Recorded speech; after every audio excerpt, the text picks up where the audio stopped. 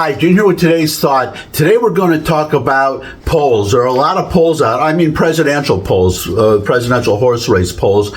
There are polls and polls and polls, and all of them, or the recent ones so far, are showing Biden ahead of Trump by a very, let's be honest, there's going to be a debate tomorrow, the presidential candidates. Trump is not showing up, but let's just face it, Trump is the candidate on the Republican side anyhow. There still could be questions about Biden, but I'm not going to get into that today. We'll just assume it's a race between Trump and Biden. So the recent polls are showing Biden ahead by a small amount, But there's one poll that is not really a poll it's actually several polls that are not actually polls, but they have a terrific record for accuracy. Nobody's talking about this poll that is not a poll. They should, because of its accuracy. And I don't see it on TV. I don't see articles about it. The poll I'm talking about, or the polls I'm talking about that are not really polls, are the betting websites where people bet on the results of the presidential election. Now, the theory behind it, in case you're not, it should be obvious, but the theory behind it is because anybody like me can have an opinion about the race, but if your convictions are strong enough that you're willing to put money down to bet actual money on the results, the theory is that's a good indicator of what the actual result would be, because you got to be pretty sure of the result if you're going to put your money down on it. And some of these people are people who make their living from betting, or they make a lot of money. I mean, there's some people, you have your gambling addicts, let's say in Vegas, who lose and lose and lose, and they just love to just keep shoving the coins into the slot machine, or they buy the lottery tickets and they lose and lose and lose and lose. But a lot of these people that they bet a lot of money, and these are the same people, I assume, who bet on football games and baseball games and horse races, and that they're good at what they do, that they win more than they lose. So that's a reason to put credibility, to give great credibility to these betting websites, and to take them seriously. So that's what I'm saying, that Republicans, you're ignoring these polls at your peril if they show Biden ahead, which they do. So first I want to go back to the 2020 election, and here I'm putting up the chart. Let's look at the results for the 2020 election. You see Trump ahead until June of 2020, early June, and then Biden pulls ahead, and he stayed ahead the whole time. There was one time you can see in September where they're kind of matched, just about even, and then Biden pulls way ahead,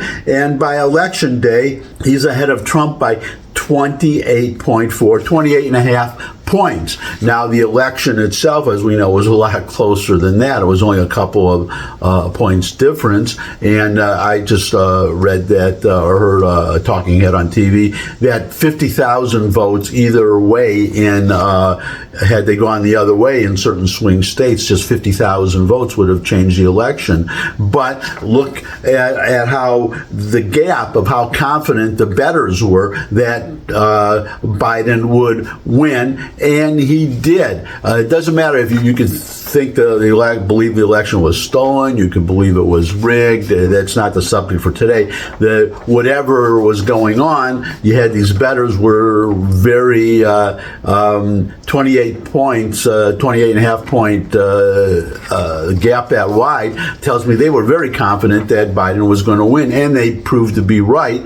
And I'm not going to go back over every presidential election since we had these betting websites, but I'm sure they were pretty accurate. That's my sense. If you want, you can look it up and then correct me if I'm wrong. Always happy to be corrected if I'm wrong, and I'll just correct myself in a future vlog. Anyways, let's see how it's stacking up today for the 2024 election. So I'm going to put up a chart. Now you're going to see in this chart multiple candidates, because we know the 2020 election, and it was all the other contenders were out fairly early. It was Trump and Biden, and that probably will be the case in a few months when we have the primaries. But for now, you have multiple candidates. So here's the chart, and you can see the betting is that Biden is going to win, assuming, of course, that he's a candidate, because there's doubts about that. But if he's a candidate,